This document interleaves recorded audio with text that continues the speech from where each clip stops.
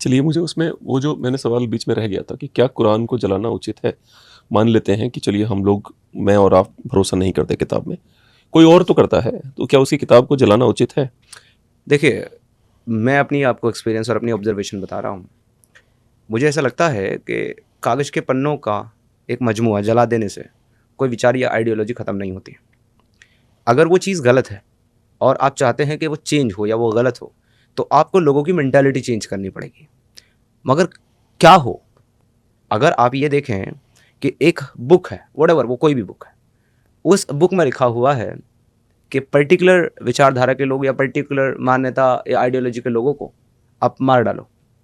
और अगर कोई इस बुक को नहीं मानता है, इस बुक को ऑन नहीं करता, उसको ऑथेंटिक नहीं समझता है, उसको मार डालो। और फिर कुछ लोगों का ग्रुप इकट्ठा हो करके एक निर्दोष परिवार को, एक आदमी है जिसमें उसका बेटा है, उसकी बीवी है, उसकी बेटी है, उनको मार डालता है, उसकी पत्नी का, उसकी बेटी का बलात्कार करता है, उसके घर में आग लगा देता है, सिर्फ एक पुस्तक की वजह से। तो क्या आपकी जो मानवता है, आपकी जो इंसानियत है, अगर आप इंसानियत का दर्द रखते हैं, तो क्या आपका मन ये नहीं करेगा कि आप उस पुस्तक को जला दें? मेरा तो करता है, मेरा तो किया, और मैंने किया, क्योंकि मेरे लिए कागज के पन्नों पर लिखे हुए चंद अल्फाज इंसानी जान से ज्यादा कीमती नहीं है। एक इंसान की जो जान है वो सबसे ज्यादा कीमती है मेरी नजर में। अगर मुसलमानों को ये लगता है कि कुरान उनकी होली बुक है या उसको ऐसा नहीं किया जाना चाहिए, तो फिर मुसलमान ये बता दें कि क्या कुरान जब आया है अल्लाह के पास से जिब्रील के जरिए मोहम्मद साहब के पास, तो क्या वो किताब की शक्ल में आया है या उसकी आयतें आई हैं जिनको आपने कंपाइल करके एक बुक की शक्ल दे दी और उसकी हजारों लाखों करोड़ों कॉपियां आपके पास हैं? तो अगर कोई एक कॉपी उसकी जला दे जो कि उसने खुद खरीदी, खुद ऑन करता है वो उसको, तो कैसे आपका कुरान खत्म हो जाता है? तो ये तो बहुत संकुचित मानसिकता है मेरे हिसाब से। पहली बात तो ये है कि कुरान दो टर्म्स यूज करता है जी। उन लोगों के लिए जो अल्लाह के ऊपर बिलीव नहीं रखते हैं। नंबर एक, मुशरिक। नंबर दो, कैटेगरी मतलब खतरनाक होती जाएगी फिर, हाँ कि किस तरह इनको मारना है, उस पे जा रहा है ये। हाँ जी। ठीक है। नंबर एक, बट काफिर। सबके सब मारने के लायक है? हाँ, मैं आपको बता दूंगा हवाले जी के जी, साथ। हाँ प्लीज प्लीज। हाँ सबसे पहले काफिर। जी। काफिर वो होता है जो इनकार करने वाला हो, डिनायर हो, डिनाई करता हो। किसी ने कहा अल्लाह इज द गॉड, वो कहता है नो।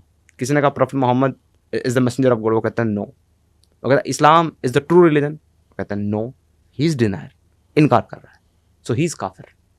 अल्लाह ने कहा शराब मत पियो, चोरी मत करो, जिना मत करो, गलत काम, sex outside the marriage, out of the marriage, so fornication actually, ये मत करो।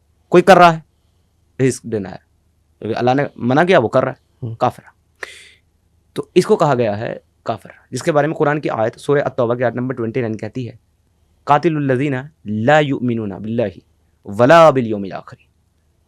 उन लोगों के साथ लड़ो जो अल्लाह पर और आखिरी दिन पर ईमान नहीं रखते, यानी कि इनकार करते हैं। वो लोग कौन है? काफिर। दे आर काफिर। एक चीज। अब आता है नंबर मुशरिक का। देखिए, काफिर से बड़ा गुनाहगार मुशरिक है। काफिर को अगर इंग्लिश में समझना चाहें तो ही इज एथिस्ट। अच्छा। जो ईमान नहीं रखता। बट उससे बड़ा, सॉरी टू इंटरप्ट यू, एक सेकंड, थोड़ा अपने थॉट्स को रखिएगा दिमाग में। ठीक है, जो एथियस्ट है वो भी तो भरोसा करता है कि कोई नहीं है, वो भी तो बिलीवर है। नहीं, देखिए भाई मैं एक बात बताता हूँ, गॉड पे बिलीव नहीं करता, किसी पे नहीं करता मैं बिलीव, पर मैं किसी पे नहीं बिलीव करता हूँ, वो भी तो मेरा बिलीव है। वो गॉड पे, गॉड के ना होने पे बिलीव करता है ना जी। तो इस वजह से वो गॉड का काफिर है। काफिर आप किसी भी चीज के हो सकते हो। जो मुसलमान है ना, बचने कोई चांस नहीं।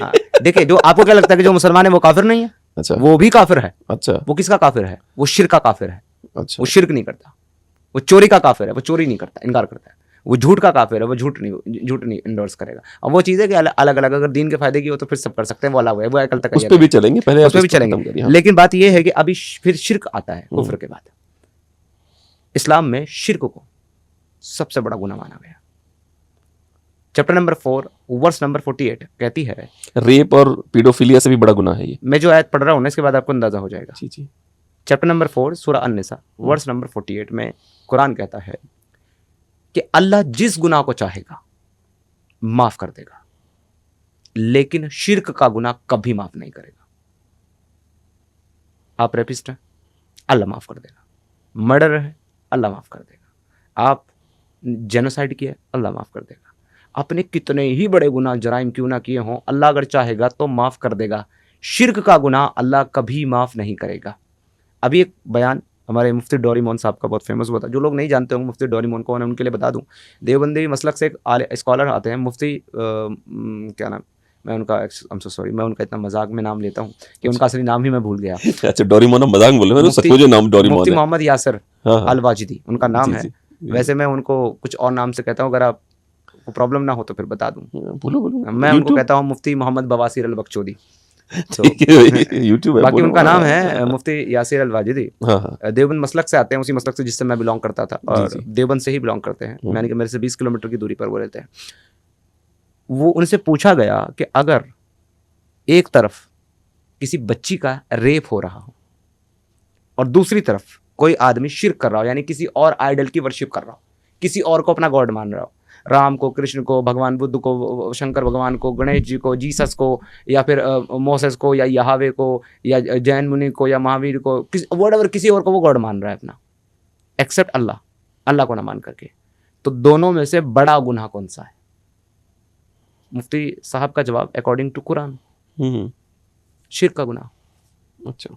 अल्लाह के नज़दीक शिर्क का गुनाह सबसे बड़ा गुनाह है, जिसको बता रहा है चैप्टर नंबर 4 की वर्स नंबर 48 कि अल्लाह जिस गुनाह को चाहेगा माफ़ कर देगा, अगर माफ़ करना चाहे तो। लेकिन शिर्क का गुनाह अल्लाह कभी माफ़ नहीं करेगा। अगर एक इंसान शिर्क करता करता ही मर गया और उसने उसकी तौबा नहीं करी और शिर्क करना नहीं छोड़ा, तो उसको अल्लाह कभी माफ़ नहीं करेगा। मैं थोड़ा अंतर समझना चाहता हूँ मेरे लिए और मेरे दर्शकों के लिए भी। शिर्क तो केवल मुसलमान ही कर सकता है, हम नहीं कर सकते, आउटसाइडर्स नहीं कर नहीं सकते। नहीं, ऐसा कुछ नहीं है, अच्छा। ऐसा कुछ नहीं है। हाँ। शिर्क का मतलब होता है शरीक करना, यानी अल्लाह के साथ, अल्लाह को आपने गॉड माना, हम्म। उसके बाद आपने मान लिया कि चलो भाई ठीक है, मैं मैं अल्लाह, जब गॉड मानूंगा तब मुसलमान बन जाऊंगा ना मैं आपको आउटसाइडर हूँ। मैं आपको वही बता रहा हूँ। जी। आप एक तरफ ये मानते हैं कि अल्लाह इज अ गॉड, लेकिन दूसरी तरफ आप ये भी मानते हैं कि Ram is also God, Buddha is also God, so you are मुशरिक तो इन केरला में दिस तो वे, इन दिस वे। केरला में तो बड़े लोग मारे जाएंगे इस तरह से तो। मैं आपको उसमें भी चलेंगे, जी, लेकिन हाँ। एक एक करके मैं जी, जी, हाँ। कंक्लूड करते हैं। क्योंकि सॉरी टू इंटरप्ट, केरला में देखा है एक तरफ अल्लाह का लगा रखे होते हैं, उसी में गणेश जी लगा देते हैं, उसी में जीसस लगा देते हैं। केरला में बड़े सारे फोटोज वो कुछ भी नहीं है बेचारे, वो सिक्युलर है। हाँ, वो है सॉरी, सिक्युलर। मैं सिक्युलर पे बहुत अच्छा मैं बात करता हूँ, बोलता हूँ, मैं बोलूंगा कब। जी जी, अभी आज ही बोलेंगे, आप बोलिए। तो एनीवे बात ये है कि एक मुसलमान जो अल्लाह को गॉड मान रहा है और किसी और को भी गॉड मान रहा है, ही इज मुशरिक। बट एक गैर मुस्लिम जो अल्लाह को गॉड नहीं मान रहा है लेकिन किसी और को गॉड मान रहा है, ही इज ऑल्सो मुशरिक, क्योंकि वो अल्लाह के सिवा किसी और को गॉड मान रहा है। खुदा ना मेरा लेना ना देना, फिर भी। हाँ, अच्छा। खुदा को ही सिर्फ ओ भाई। गॉड मानना है। जो खुदा को गॉड नहीं मानता वो काफिर, जो खुदा को गॉड ना मानकर किसी और को गॉड मानता है वो मुशरिक। अच्छा, मान ना मान में तेरा मेहमान। हाँ, चलो बढ़िया, तो नेक्स्ट। ये है। हाँ, अब इसकी सजा जो है मुशरिक की, हाँ। उसकी माफी नहीं है अगर वो अपना शिर्क करना नहीं छोड़ता।